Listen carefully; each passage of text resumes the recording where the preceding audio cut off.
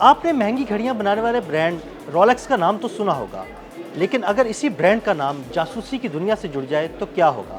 Rolex کے بانی کی جاسوسی کی دنیا سے جڑی کہانی سے پردہ اٹھاتے ہیں، جس نے دنیا کو حیرت میں مبتلا کر رکھا ہے۔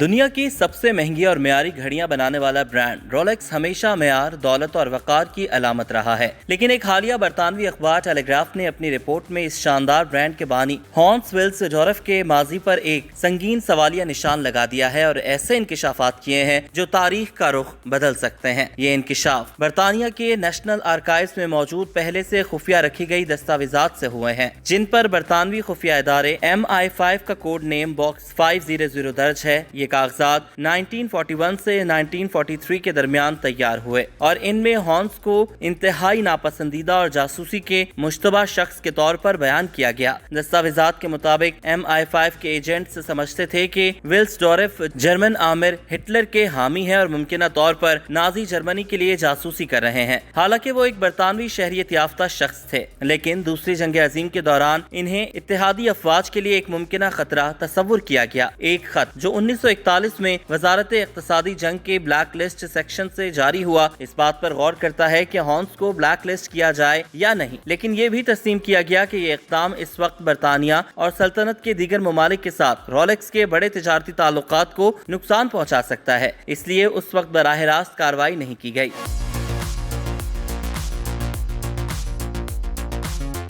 دستاویزات میں ایک دلچسپ نقطہ یہ بھی سامنے آیا کہ ہانس ولس-ڈورف نے جنگ کے دوران جرمن قید خانوں میں موجود برطانوی فوجی قیدیوں کو مفت رولیکس گھڑیاں دینے کی پیشکش کی۔ بظاہر یہ ایک محب وطن اقدام لگتا ہے، لیکن ایک مورخ خوسے پریز، جنہوں نے MI5 کی یہ فائل دریافت کی، ان کا کہنا ہے کہ یہ اقدام محض برطانوی حکومت کی نظر میں اچھا تاثر پیدا کرنے کے لیے ہو سکتا ہے۔ اس دور میں برطانیہ میں سوئس گھڑیوں کی درآمد تقریباً بند تھی، اس لیے یہ دو فائدے حاصل کرنے کا ایک طریقہ بھی ہو سکتا ہے، ایک طرف حکومت کی نظر میں اچھا مقام بنانا اور دوسری طرف مستقبل میں گھڑیاں بیچنے کا موقع پانا، کیونکہ ادائیگی جنگ کے بعد ہی ممکن تھی۔ ان الزامات پر رولیکس کے ترجمان نے کہا کہ ہم نیشنل آرکائیوز میں موجود فائل سے بخوبی واقف ہیں۔ اس معاملے کی حساسیت کے پیش نظر ہم نے آزاد اور مستند ماہرین کی ایک ٹیم مقرر کی ہے جو ہانس ولس-ڈورف کے اس دور کے کردار پر تحقیق کر رہی ہیں۔